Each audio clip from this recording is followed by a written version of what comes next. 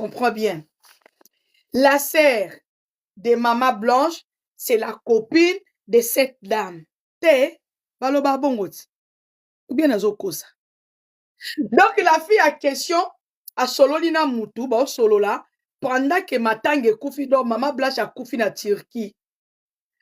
Oyebi soki nzamba azongisaka bato na bomoi, mais Marie Misambo azonga na bomoi.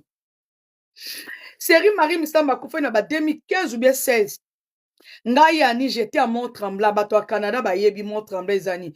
Et à ville moko boza na autobus okozwa 3h25 minutes, 3h50 katoloba. Na autobus, mais na voiture okozwa so ka voiture na perte, OK, 1h25 okomi. Soki okepenya parce que ça autoroute.